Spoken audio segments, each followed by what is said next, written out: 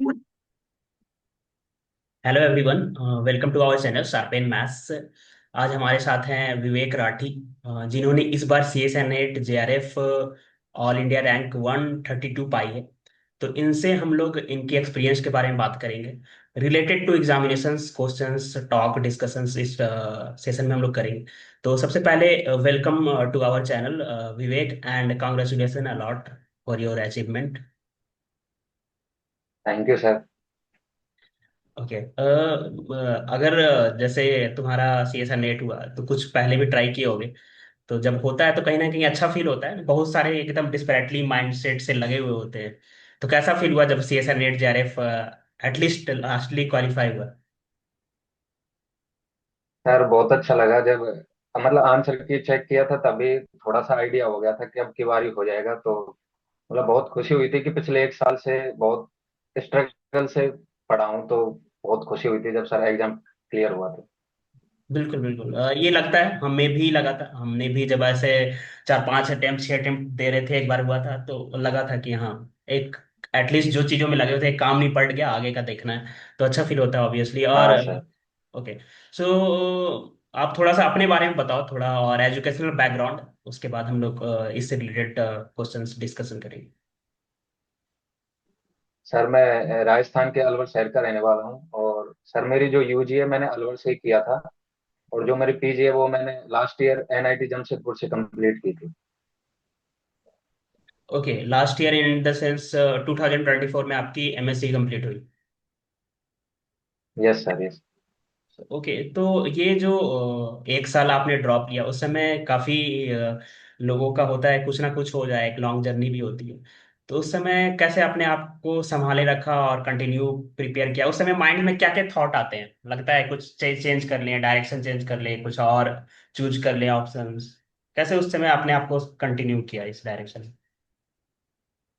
नहीं सर, ऐसा हुआ था मेरे साथ। जो मैं लास्ट अटेम्प्ट में फेल हो गया था, तो मैं डायरेक्शन चेंज करने की सोच रहा था कि शायद ये मेरे बस की नहीं है, मतलब ये लाइन मेरे लिए नहीं बनी है।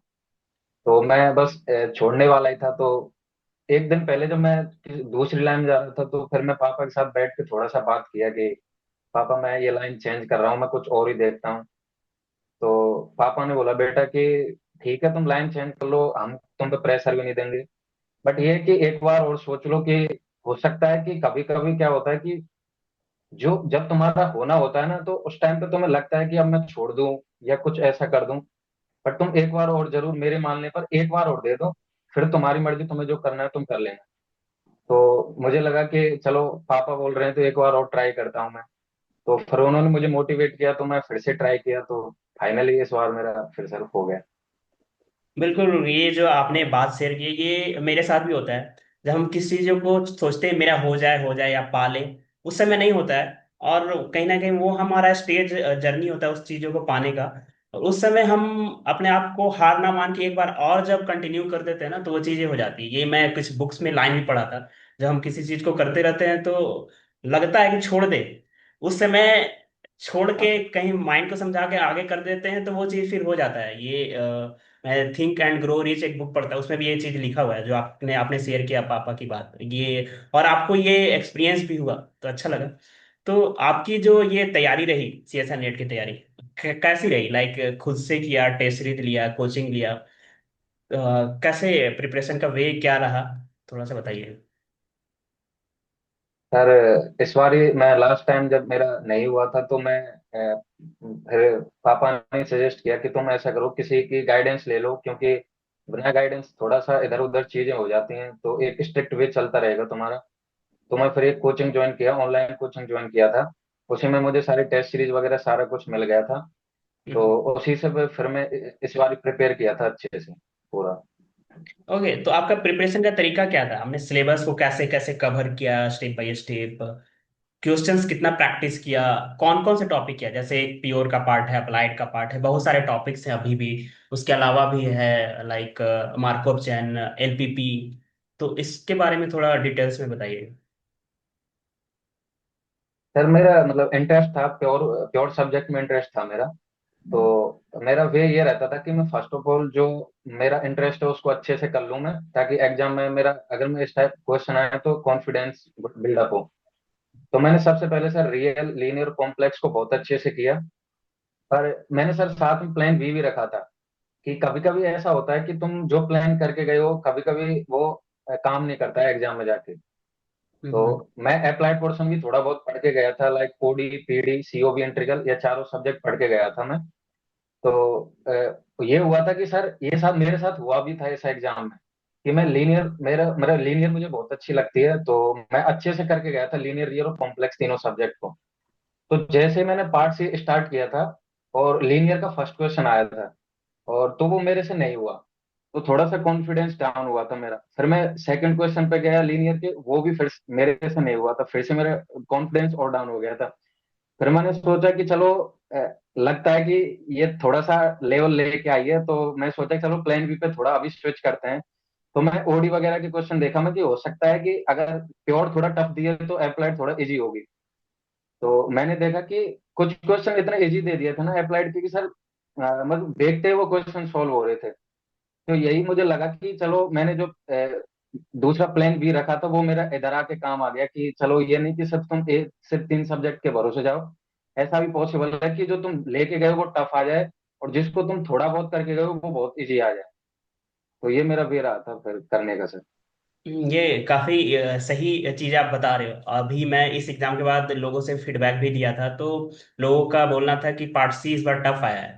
तो पार्ट सी टफ उन लोगों का हाँ उसी पर्सपेक्टिव से हुआ कि लीनियर रियल कॉम्प्लेक्स थोड़ा टफ आया है, पार्ट सी का, बी का ठीक था। तो हाँ। ये आपका मतलब वो एक चीजें जो कि एग्जाम में प्रेशर आ जाता है, एक दो क्वेश्चन नहीं बनता, उसमें अपने आप को काम रखना और कंटिन्यू करना एक बड़ा अच्छा आपके लिए रहा। आपने वो आपके लिए वो काम कर पाया, कहीं ना कहीं आपने क्वालिफाई किया है, तो आप वो कर पाए एग्जाम ड्यूरेशन में ही, 3 घंटा में ही चीजों को कि हाँ मतलब फर्स्ट अटेम्प्ट किए और नहीं बनता है तो डिमोटिवेट हो जाता है, और उसका इम्पैक्ट नेक्स्ट क्वेश्चन भी पड़ता है। तो उस समय ही आपने डिसाइड कर लिया कि पार्ट बी में ये अप्लाइड में स्विच करते हैं। अच्छा ये ये स्ट्रैटेजी है और लोगों को भी करना चाहिए। आई थिंक आपसे ये चीज लोग सीखना चाहिए और सीखेंगे। तो जो एक एक एग्जाम मेरी से गलती बताऊंगा सर मैं कि लास्ट अटेम्प्ट में क्या हुआ था कि यही चीज पे मैंने कैसे काम किया था कि लास्ट अटेम्प्ट में जब दिया था जो दिसंबर 2024 वाला, उसमें यही हुआ था कि मैं पार्ट भी उठा लिया था। और लास्ट लास्ट ईयर का जो पार्ट भी आया था वो बहुत टफ था सर। तो वो क्वेश्चन मेरे से पता नहीं हुए नहीं, तो पूरा पेपर ही मेरा खराब हो गया था उस चक्कर में। तो मैंने हम्म। वो चीज सीखी कि एग्जाम में और भी क्वेश्चन होते हैं जो तुम जिनको आराम से इजीली सॉल्व कर सकते हो।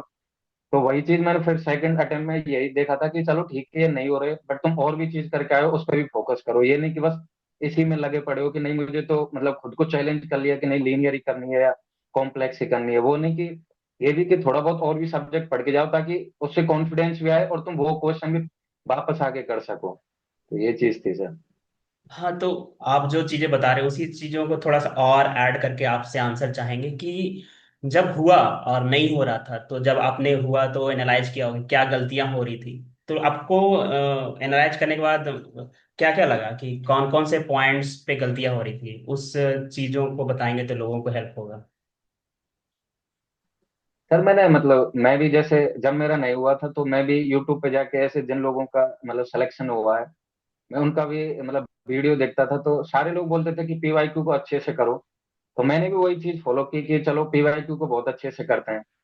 पर लास्ट अटेम्प्ट में ये गलती हुई थी कि मैंने पीवाईक्यू तो किए थे, पर उनसे जो सीखना चाहिए था कि एग्जाम में नए क्वेश्चन आएंगे ना कि पीवाईक्यू आएंगे, उनसे रिलेटेड तुम्हें जो कंसेप्ट है उसको बिल्डअप करना है ना कि इन क्वेश्चंस को बिल्डअप करना है।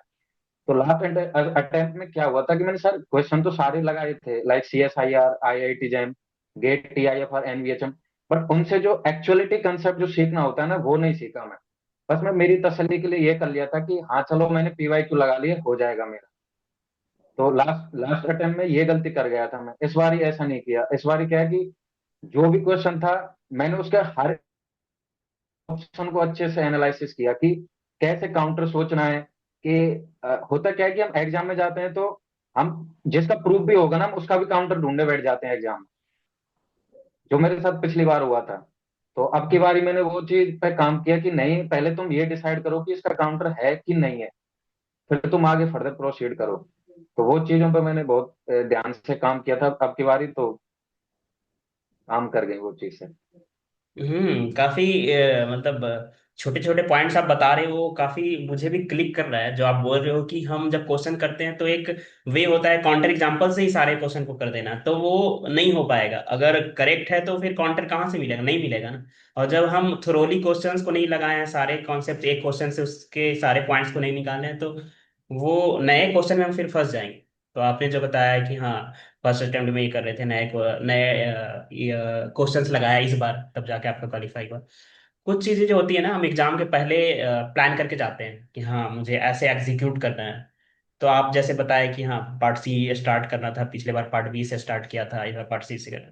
तो उसको और थोड़ा सा ऐड करके बताइए उसमें कि सारे एग्जीक्यूट हुए प्लान आपका, जो भी प्लानिंग था, आपको कॉन्फिडेंस था, बिलीव था कि हाँ इस बार अच्छा जाएगा, सारी चीज एग्जीक्यूट हो गए थे। एग्जाम के बाद एक फील आ जाता है ना, एहसास हो जाता है, तो वो कैसा रहा था? सर मेरा ये था कि अब की बार मेरा ये था कि मैं फर्स्ट ऑफ ऑल स्टार्ट जो करूंगा पार्ट ए से करूंगा, क्योंकि मैं अब की बार पार्ट ए भी प्रिपेयर करके गया था, जो मैंने पिछली बार गलती की थी। मैं बस ये था कि नहीं, मुझे पार्ट बी सी से नंबर लेके आने हैं, जो मैं पिछली बार गलत कर दिया था ये चीज। तो मैं अब की बार पार्ट ए भी करके गया था। तो मैंने स्टार्टिंग पार्ट ए से किया था, तो पार्ट ए में मेरे अच्छे खासे क्वेश्चन हो गए थे, 12 से 13 मेरा हो गए थे अच्छे से। तो मुझे थोड़ा सा कॉन्फिडेंस मिला, मैंने कि चलो जो प्लानिंग मैं घर से करके चलाऊं, अब उस पर ही काम करते हैं। तो मैं फिर पार्ट सी पर स्विच किया था। तो पार्ट सी में मेरा ये था कि मैं सबसे पहले प्योर के ही क्वेश्चन अटेम्प्ट करूंगा। अप्लाइड पे क्योंकि होता क्या है, अप्लाइड में कुछ क्वेश्चन ऐसे होते हैं लेंदी हो जाते हैं, मतलब हम जिस टाइप से सॉल्व करते हैं तो फंस जाते हैं, कहीं पे थोड़ी भी मिस्टेक होगी तो फिर वापस से करने का मन नहीं होता एग्जाम के टाइम में। तो मेरा ये था कि पहले प्योर पार्ट करता हूँ, फिर अप्लाइड करूंगा पार्ट सी का। बट हुआ ये कि जैसे ही मैं, मुझे जिस सब्जेक्ट पर थोड़ा सा बिलीव था कि चलो लीनियर से ही मैं स्टार्ट करता हूँ, तो 2 से 3 क्वेश्चन मेरे नहीं बने। तो मैं थोड़ा सा हताश हुआ, मैं मुझे लगा कि शायद फिर से कुछ इधर उधर नहीं हो जाए। फिर मैंने खुद को शांत रखा, मैं कि चलो कोई ना, और भी क्वेश्चन होंगे, एटलीस्ट 30 क्वेश्चन आते हैं, उनमें से हम्म 20 क्वेश्चन ही तो करने हैं मुझे, मतलब 60 क्वेश्चन आने आने उनमें से 20 करने हैं। तो मैं वो छोड़ के फिर आगे स्विच किया, फिर कुछ ओडी के क्वेश्चन देखा, तो वो बहुत इजी लगे मुझे, उससे थोड़ा सा और कॉन्फिडेंस आया। तो कुछ कॉम्प्लेक्स वगैरह फिर रियल के मैं क्वेश्चन करने लगा, तो अच्छा लगा कि चलो पार्ट सी में मैंने मतलब खुद से मैंने क्वेश्चन 16 से 17 अच्छे से सॉल्व किया था, मैं ऐसा नहीं कि बस तुक्का मार दिया हूँ। तो वहां पे थोड़ा सा कॉन्फिडेंस आया, फिर मैं पार्ट बी पे स्विच किया, उधर मैं 3 4 क्वेश्चन छोड़ दिया था लास्ट के लिए पार्ट सी में। तो फिर पार्ट बी में मैं स्विच किया, तो पार्ट सी से और भी इजी था। तो वो बहुत कम टाइम में मैंने उसमें 15 से 16 क्वेश्चन इजीली सॉल्व कर लिए थे। तो अभी एग्जाम हॉल में थोड़ा सा फील आने लग गया था कि अब की बार हो जाएगा सिलेक्शन, मतलब अच्छा हम्म गया एग्जाम।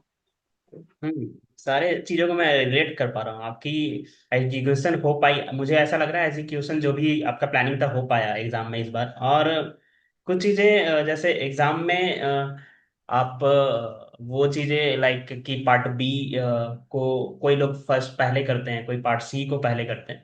तो वो तरीका लोगों का अलग अलग हो सकता है, इसमें कोई ये नहीं है। बट आप जो इतने सारे क्वेश्चंस उस टाइम में ही मैनेज कर पाए, लीनियर नहीं हो पा रहा था, तो फिर अप्लाइड को माइंड मेंटली मेकअप करके मैनेज कर पाए, तो वो कहीं ना कहीं ये स्ट्रेंथ कहाँ से आता है, ये कॉन्फिडेंस कहाँ से आता है?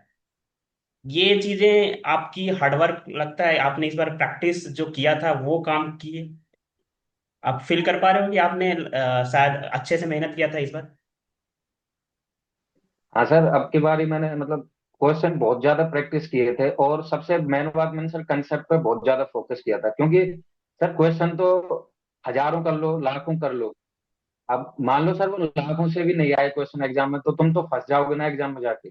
तो हम्म। मेनली तो कंसेप्ट ही होता है, तो मैंने कंसेप्ट को इतना अच्छा कर लिया था कि इससे कैसा भी क्वेश्चन आए मैं इजीली अटेम्प्ट कर पाऊंगा। कि होता क्या है कि मतलब तुम अगर तुमने कंसेप्ट अच्छे से कर लिया ना, तो तुम उससे रिलेटेड हजारों क्वेश्चन बना सकते हो। तो मैं कंसेप्ट पे बहुत अच्छा फोकस किया था, और जब सर मैं टेस्ट देता था तो मैं सारी चीजें रिलेट करता था कि अगर मेरे सामने एग्जाम में ये सिचुएशन आएगी तो मुझे इससे कैसे निकलना है। तो मैं हर एग्जाम को उस टाइप से लेके चलता था कि चलो मेरे मान लो एग्जाम में ऐसे क्वेश्चन ना हो, तो मैं फिर कैसे आगे फर्दर प्रोसीड करूं। तो मैं अपने आप को पहले से घर से प्रिपेयर करके गया था कि अगर ये सिचुएशन मेरे सामने क्रिएट होगी एग्जाम में, तो मुझे ऐसे वहां पर रिएक्ट करना है, ताकि मैं चीजों को और अपने आप को कॉन्फिडेंस दिला सकूं कि हाँ मैं कर सकता हूँ। तो मैं घर से प्रिपेयर होके गया था कि ऐसी सिचुएशन आएगी तो ऐसे उसमें करना है चीजों को। आपकी आपका जो अभी तक का ये रहा क्वालिफाई करने तक का सफर। सो आपने कुछ काफी चीजें ऑब्जर्व भी किया, आई थिंक आपके बातों से लग रहा है आपने इस चीजों को समझा भी है।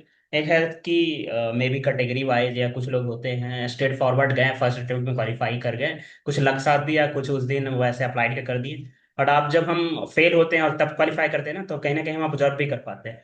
तो वो बंदा या फिर वो कैंडिडेट, ऐसे स्टूडेंट जो फ्रेशर हैं तैयारी करने जा रहे हैं या एमएससी में हैं, उनको गाइड करने के लिए एक अच्छा वक्ता, अच्छा सोर्स हो सकता है। तो वो लोगों के लिए आप क्या बोलना चाहोगे, लाइक जो एमएससी में है ना, या फिर छोटे कॉलेज से है, या टीयर 2 में एनआईटी में है, या फिर टीयर 3 में ही इवन है। तो स्टेप बाय स्टेप जो सीएसए नेट के लिए सोच रहा है वो किस तरह से करे, स्टेप बाय स्टेप आप अपना एक्सपीरियंस इसमें शेयर करेंगे। मैं सर यही बोलूंगा कि जैसे ये होता है कि चलो कुछ बच्चे ऐसे होते हैं जिनका रिजल्ट बेस करके वो एग्जाम निकाल भी लेते हैं। बट सर वो होता क्या है, वो शॉर्ट टर्म खुशी होती है। क्योंकि ये जर्नी ऐसी है कि तुम इसमें ना शॉर्ट टर्म टिक नहीं पाओगे। तुम एग्जाम तो निकालोगे, बट अगर तुम पीएचडी इंटरव्यू में बैठोगे ना, तो वो तुम्हें जो इंटरव्यूअर होंगे ना, वो समझ जाएंगे कि बच्चा बस रिजल्ट बेस हो क्या है, इसने कुछ मतलब अच्छे से चीजों को किया नहीं है। तो जो अभी एमएससी में है, मैं उनके लिए यही बोलूंगा कि आप जो भी चीजों को पढ़ रहे हो ना, अभी आपके पास सफिशिएंट टाइम है। आप चीजों को डीपली पढ़ो, इतने अच्छे से पढ़ो कि उससे उससे ये नहीं कि सिर्फ आप नेट को ही देखो। आप टीआईएफआर होता है, एनबीएचएम जैसे एग्जाम होते हैं, उनके जैसे लेवल क्वेश्चन तुम सॉल्व कर पाओ, इस टाइप से तुम डीपली अभी से स्टार्ट कर दो चीजों को। क्योंकि अगर तुम ये सोचोगे कि बस मैंने रिजल्ट बेस्ड क्वेश्चन कर लिया, तो हो सकता है कि तुम क्वेश्चन कर भी पाओ, पर अगर उस क्वेश्चन से रिलेटेड इधर उधर आ गए ना, तो आप फंसी जाओगे एग्जाम में, कन्फर्म है। क्योंकि रिजल्ट उतना ही काम दे सकता है तुम्हें, लॉन्ग टर्म वो खुशी नहीं दे पाएगा रिजल्ट कभी भी। हम्म। तो जो भी, जब तुम जैसे एमएससी में हो, जो भी सब्जेक्ट तुम्हारी आ रही है ना, उसको अच्छे से, जो स्टैंडर्ड बुक्स होती हैं उनको अच्छे से फॉलो करो। कैसे प्रूफ्स आ रहे हैं उन पे सोचो, खुद से चीजों को बनाओ, खुद से क्वेश्चंस बनाओ कि इस थ्योरम से अब एप्लीकेशन मैं कैसे निकाल सकता हूँ। और जो नेट में या गेट में टीआईएफआर में क्वेश्चन कैसे बन के आ रहे हैं। तो जब तुम चीजों को अच्छे से ऐसे एंजॉय करने लगोगे ना, तो तुम्हें लगेगा कि हाँ मैं अब चीजों को अच्छे से पढ़ रहा हूँ।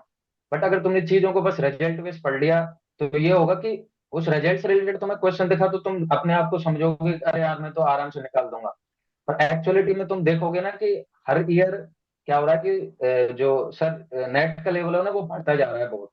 आप हम्म। खुद ही देखो कि जो कट ऑफ है वो नीचे गिरती ही जा रही है। उसका रीजन यही है कि लेवल बहुत इंक्रीज होता जा रहा है।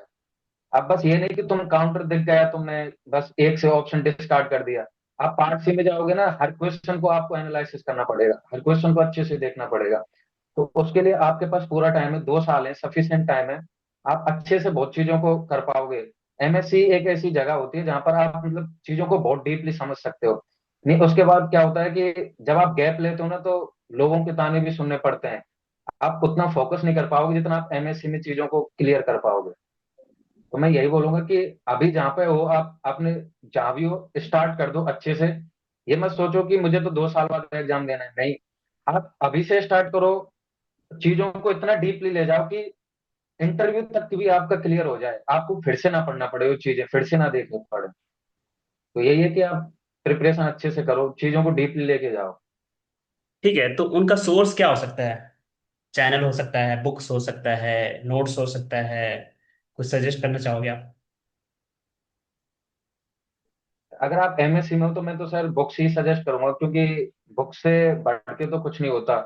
आप जितना मतलब जो नॉलेज गेन कर सकते हो वो बुक से कर सकते हो, बट ये है कि सर टेस्ट सीरीज वगैरह लेना। क्योंकि बुक से तुम नॉलेज तो ले लोगे, बट क्वेश्चन जो सॉल्व करने का तरीका है ना, वो बुक से कभी नहीं मिलेगा। वो बुक से तुम सिर्फ प्रूफ देख सकते हो, खुद की नॉलेज गेन कर सकते हो, बट एग्जाम में जाके क्वेश्चन कैसे सॉल्व करना होता है उसके लिए तुम्हें, या तो तुम टेस्ट सीरीज लो किसी अच्छी जगह से, या फिर तुम्हें लगता है कि कोई कोचिंग इंस्टीट्यूट ऐसी है जो कि क्वेश्चंस पर अच्छा फोकस करती है, अच्छे अच्छे क्वेश्चन बनाती है, या कोई यूट्यूब चैनल ऐसा है जो कि पीवाईक्यू को अच्छे से कराता है और उन पर अच्छे से एनालिसिस कराता है कि बेटा आगे और कैसे तुम फर्दर इससे और क्वेश्चन कैसे बना सकते हो। तो वो चीज है कि बुक से तुम नॉलेज तो ले लोगे, बट क्वेश्चन करने का तरीका तो तुम्हें सर इधर उधर से ही करना पड़ेगा। लाइक यूट्यूब चैनल है या फिर कोई कोचिंग इंस्टीट्यूट वगैरह है वहां से। बिल्कुल बिल्कुल, मतलब प्रैक्टिस के बिना कम्पिटेटिव एमसीक्यू टाइप के क्वेश्चन तो नहीं लगेंगे, कॉन्सेप्ट आ जाएंगे, बट सही बात है। तो हाँ सर। आपने एमएससी के दौरान भी सोचा हो कि हम इसी दौरान क्वालिफाई कर लें? तो आप जब यहाँ पे आ गए हो तो कुछ गलतियां नजर आती है कि हम टाइम मैनेज नहीं करते हैं, वहाँ पे टाइम मैनेज करके थोड़ा सा और अच्छे से करें तो उस समय ही क्वालिफाई कर सकते हैं। वो गलतियां से लोग सीखेंगे, और मैनेज किया जा सकता है एकेडमिक करिकुलम के साथ साथ, सेमेस्टर एग्जाम के साथ साथ। तो आपको कुछ एहसास होता है उस समय करा जा सकता था, कुछ गलतियां आपसे आपको लगता है होती है? हाँ सर, हुई थी, मेरे से भी गलतियां हुई थी। मैं सोच के चला था कि मैं नेट मतलब एमएससी के टाइम ही निकालूंगा। पर मेरा ये था कि मैं भी बस यही बता रहा था मैं कि रिजल्ट बेस्ड चीजें, बस मैं भी ऐसे ही सोचता था, क्योंकि मैंने जब जेम के लिए पढ़ा था तो उस टाइम में बस रिजल्ट बेस्ड पढ़ लिया था। तो अब नेट के कुछ क्वेश्चन लगा था तो उस टाइम तक इतना लेवल था नहीं। और हम्म तब 2018-19 तक आप देखो कि पेपर का लेवल उतना नहीं आता था नेट का जितना अभी बढ़ा है। तो मुझे लगता था कि यार इतना पेपर इतना टफ नहीं आता, आराम से तुम निकाल लोगी चीजों को, तो धीरे धीरे पढ़ते रहो हो जाएगा। जो कि मेरी हम्म सबसे बड़ी गलती थी। मैं मतलब एग्जाम को हल्के में ले गया था एमएससी के टाइम। तो यही था कि सर फिर मैंने प्रिपेयर किया था थोड़ा बहुत एमएससी के टाइम। चीजों को थोड़ा बहुत पढ़ता था, मतलब लापरवाही कर जाता था, जो कि बच्चे अक्सर कर देते हैं एमएससी में। उनको लगता है कि अभी तो हमारे पास बहुत टाइम है। वही सबसे बड़ी गलती होती है कि हमारे पास बहुत टाइम है, वो टाइम कब निकल जाता है, क्योंकि टाइम मैनेज नहीं हो पाता है एमएससी में, क्योंकि हर 4 महीने में आपका सेमेस्टर आ जाएगा। तो आपको सेमेस्टर के लिए भी पढ़नी पड़ती हैं चीजें। तो आपके पास उतना टाइम होता नहीं है जितना हम सोच के चलते हैं कि नहीं 2 साल है हम तो आराम से कर लेंगे। जो गलती मैं कर दिया था कि चलो हम्म आराम से हो जाएगा, ये सेमेस्टर हर बार यही सोचता था कि इस सेमेस्टर के बाद में चीजों को कर लूंगा, इस सेमेस्टर के बाद में चीजों को कर लूंगा। एट लास्ट ये हुआ कि सेमेस्टर सारे खत्म हो गए पर मेरा नेट नहीं निकला। फिर यही हुआ, फिर मुझे 1 साल का और गैप देना पड़ा इन चीजों के लिए। ओके। तो आप पैटर्न की बात कर रहे हो ना, पैटर्न में थोड़ा चेंजिंग आया है सीसा नेट, और लोगों का भी एनालाइजेशन है, मेरा खुद का भी एनालाइजेशन है, थोड़ा टफ होते गया है, कुछ टॉपिक्स मिक्स हो रहे हैं। तो अपना आप ऑब्जर्वेशन बताओ इसमें कि 4-5 साल पहले के क्वेश्चंस के लेवल सीएसए नेट के और अभी का लेवल टफ हो रहा है, टफ हो रहा है तो किस टाइप से क्वेश्चंस के पैटर्न चेंज हो रहे हैं, लीनियर हो गए, कॉम्प्लेक्स हो गए, या फिर ये रियल हो गया और भी टॉपिक्स हो गया? सर 2020 से पहले के अगर आप पेपर देखोगे ना तो सर ऐसा होगा कि आप 100 मार्क्स ना इजीली काउंटरों से इनसे सॉल्व करके ले आओगे आराम से। मतलब अगर आपने थोड़ा बहुत भी आपको बेसिक आइडिया होगा ना चीजों को तो आप नॉर्मली आराम से निकाल देते थे। बट अभी क्या हुआ है, जब से कोरोना के बाद पैटर्न इतना चेंज हुआ है ना कि जब तक आप चीजों को नहीं समझोगे कि एक्चुअलिटी में पैटर्न किस वे में जा रहा है, तो चीजें आपके लिए टफ हो जाएंगी। कहीं ना कहीं हमको लगेगा कि हम कर रहे हैं क्वेश्चन, क्योंकि हम पीवाईक्यू तो लगाते हैं तो 2020 से पहले के लगाएंगे तो हमें लगेगा कि यार पेपर बहुत इजी आ रहा है, आराम से निकाल लेंगे। बट आप देखोगे कि कोरोना के बाद के क्वेश्चन करना ना टफ हो जाएगा आपके लिए रिजल्ट बेस्ड। हाँ, पार्ट बी के कुछ क्वेश्चन ऐसे होंगे कि तुम उनको एक काउंटर मिल गया उनसे आपने सॉल्व सॉल्व कर दिया। बट जैसे ही आप पार्ट सी में घुसोगे ना, तो एक क्वेश्चन मान लो आपने कर भी लिया, बट उसके अलावा और क्वेश्चन में ना आप तभी कर पाओगे जब आपने चीजों को डीपली समझा होगा, कंसेप्ट अच्छे से क्लियर किया हुआ होगा। तुमने हम्म घर पे रह के तैयारी ऐसी की होगी कि तुम हर क्वेश्चन को तुमने एनालिसिस किया हुआ होगा कि इस क्वेश्चन के पीछे कंसेप्ट क्या है। और होता क्या है कि आपको ना काउंटर बनाना आना चाहिए कि मैं किस वे में पढ़ूं कि काउंटर यहाँ से क्रिएट हो जाए। तो एग्जाम में बैठ के ये नहीं कि आप काउंटर ढूंढने लग रहे हो, आपने अगर ये इतना भी आइडिया लगा लिया ना कि हाँ इसका काउंटर मिलेगा, तो आप उसको क्रॉस करके आगे बढ़ो। ये नहीं कि बस तुम काउंटर ढूंढने बैठ जाओ। अगर इतना आइडिया लग गया कि हाँ इसका काउंटर है, ठीक है, तुम आगे बढ़ो और आगे देखो चीजों को कि हाँ चलो अगला क्वेश्चन अटेम्प्ट करते हैं। तो वही है कि अब ऐसा नहीं हो रहा है कि तुम बस एक ऑप्शन, एक एग्जांपल मिला और तुमने ऑप्शन डिस्कार्ड कर दिया, नहीं। चीजों को ना ऐसा कर दिया है कि अब सीएसआर नेट वालों ने कि वो देख रहे हैं कि तुम कितना डीपली जाने की कोशिश कर रहे हो, कि तुम उतना पीएचडी तुम्हारा उतना मतलब ओरिएंटेड माइंड हो रहा है कि नहीं हो रहा है, रिसर्च बेस्ड तुम्हारा माइंड हो रहा है कि नहीं हो रहा है। फिर होता क्या है कि तुम एग्जाम तो निकाल लेते हो, पर जैसे पीएचडी के इंटरव्यू वगैरह आते हैं तो वहां पर फिर फेल हो जाते हो, क्योंकि वो रिजल्ट बेस्ड चीज वहां काम ही नहीं कर पाती। क्योंकि वो पूछेंगे आपसे उन चीजों का कि कैसे किया, क्यों किया, तो उनका जवाब तभी कर सकते हो जब आप पहले से प्रिपेयर करके गए हो उन चीजों को एग्जाम से पहले ही। ठीक है। इससे जो मैं एक चीज मैं ऐड करूंगा, जो हम लोग रिजल्ट बेस्ड स्टडी की बात करते हैं, वो रिजल्ट बेस्ड की पॉइंट जो भी मटेरियल आप पढ़ते हैं वो बनता कैसे है। जब हम बात कर रहे हैं 2020 तक के एग्जाम में ऐसे क्वेश्चन बन जाते थे।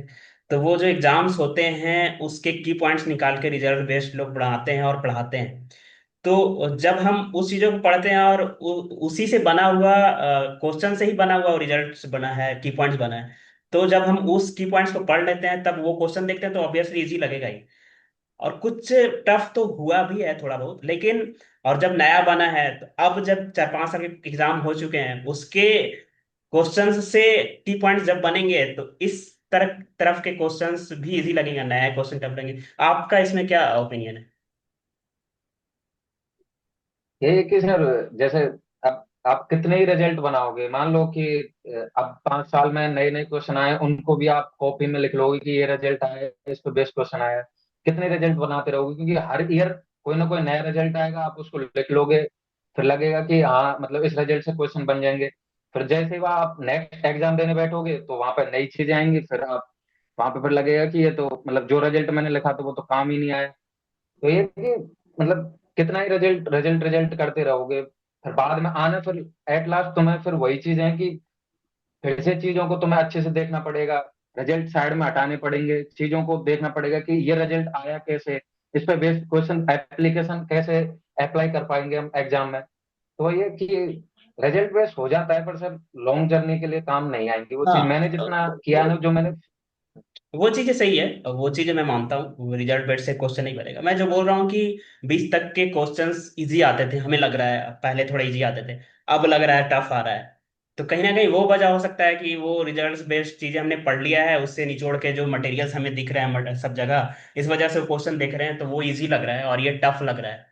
तो कहीं ना कहीं वो एक वजह होता है। अब उस तरह से ही मुझे ऐसा लगता है जो ट्रिक्स कोचिंग वाले जो भी बनाते हैं, की पॉइंट्स बनाते हाँ हैं, हाँ थ्योरी उसके बाद रिजल्ट्स, वो क्वेश्चंस का ही निचोड़ होता है, प्रीवियस ईयर के क्वेश्चन का ही निचोड़ होता है। हाँ जब हम वो हाँ पढ़ लेते हैं तो वो हाँ क्वेश्चन तो फिर इजी लगेगा ही ना।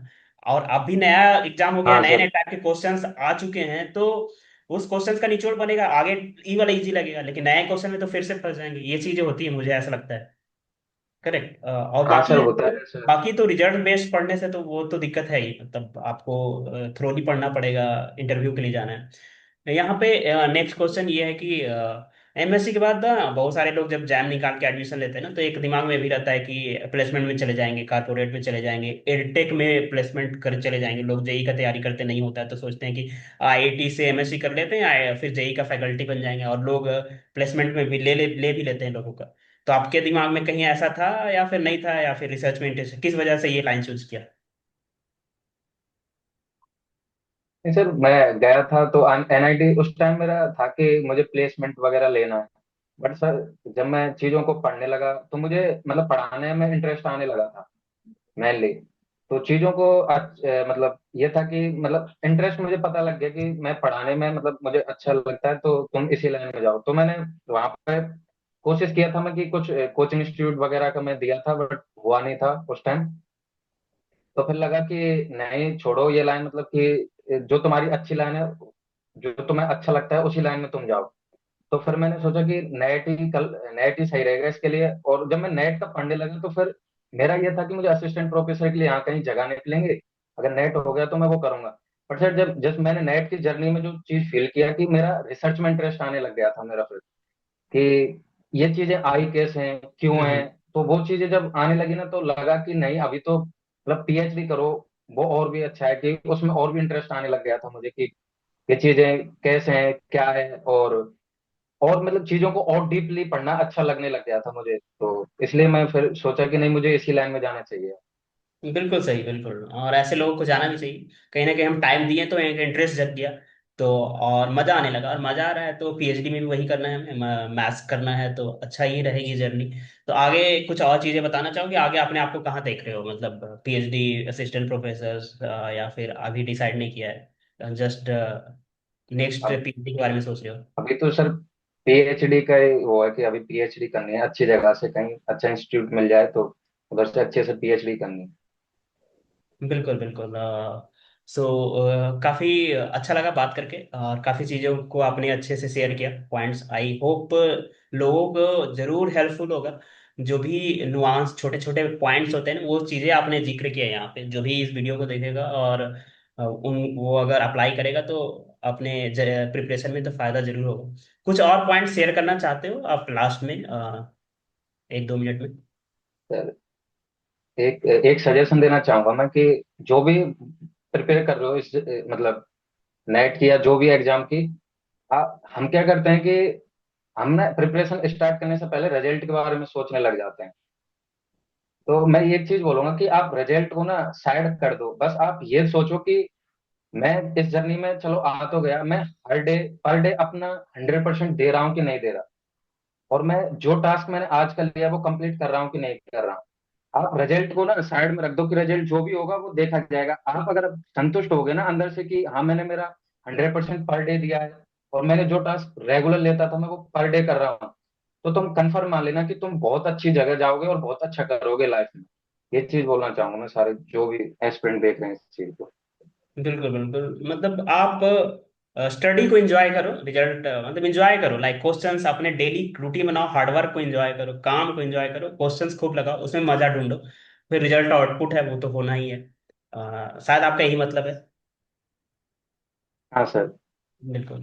सो thank you so much for your valuable insights about this preparation journey, और all the best for your future. आपके बातों से काफ़ी मुझे एक ऑब्जर्वेशन मिला कि काफ़ी शार्प माइंड है, और काफ़ी ऑब्जर्वेशन माइंड अच्छा है, तो रिसर्च में आप अच्छा करोगे, जर्नी में आप जो भी चाहते हो अच्छा करो। I hope all the best for your future. Thank you. Thank you sir. Thank you sir.